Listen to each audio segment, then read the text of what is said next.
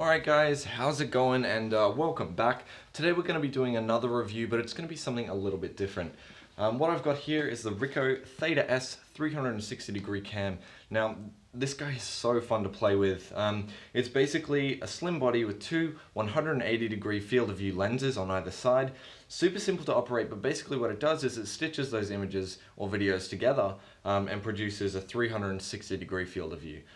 Super cool technology, but we'll get into that in a second.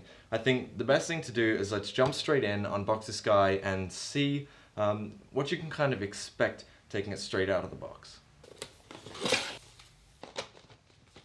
Straight out of the box, what you get is the camera itself and a protective pouch. Now, the protective pouch is basically just to protect the two protruding lenses on either side of this camera. Seeing as they are large aspherical lenses, you're going to easily be able to scratch those, and you don't want that at all. So when you're not using it, keep it in the pouch. This guy isn't going to protect from any impact damage, so if there's any little bag or anything you can keep it in, that's great as well. Now if you take a closer look on the side of the body, you're going to notice that there is an on switch, a Wi-Fi on and off switch, and also a profile switch, which is going to allow you to take either photos or videos and switch between the two. On the front, you're going to see a trigger button, and that's going to trigger on and off either photos or videos. So while you've got the Wi-Fi enabled, you're going to be able to do a couple of things. First thing, you're going to be able to live stream. So you're going to be able to send 360 degree video straight from the Ricoh device to either your phone, laptop, whatever it is, and you're going to be able to stream that live. The other thing is you're going to be able to jump into the Ricoh app. And you're going to be able to control things like your shutter speed, your ISO, and your aperture. Now, your ISO, you've got a range between 100 and 1600, and your aperture maximum is f2.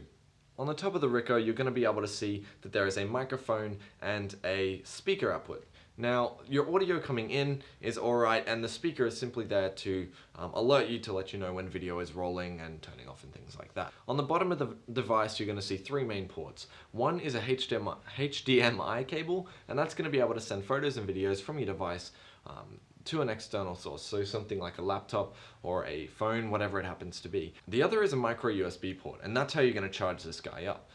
Having an internal battery that you can't remove means that that is the only way that you're going to be able to charge it. Now, the third is a tripod mount. Although this guy does stand up on his own, you can attach a tripod to the bottom of it. And I would suggest you do, because you wouldn't want something like this falling over and cracking one of the very obvious protruding lenses. One thing I want to mention is that you can't put an SD card or a micro SD card into this device. It has its own internal memory, and though it is limited, I wouldn't worry, because the file sizes that you're going to be producing from this guy aren't particularly large.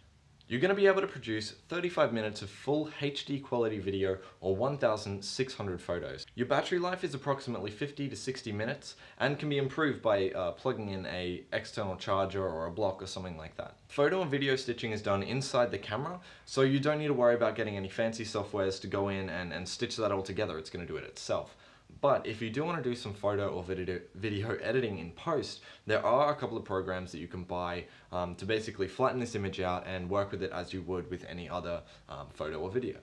Watching this guy back is the same as any other 360 degree video that you might have seen on YouTube or Facebook and anything like that.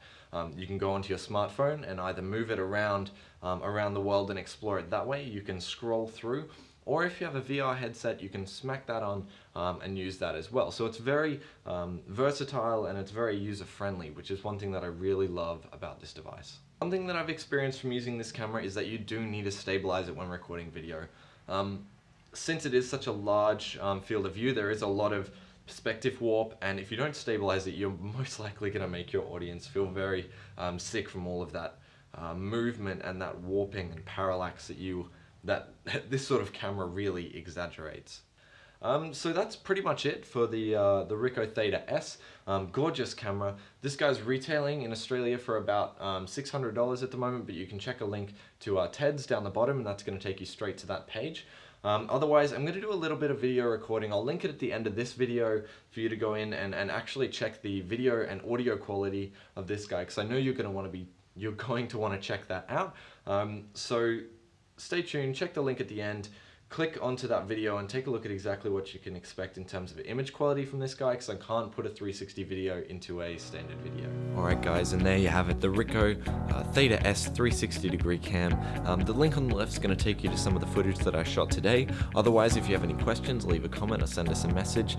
Like and subscribe to show your support, and as always, keep on chilling.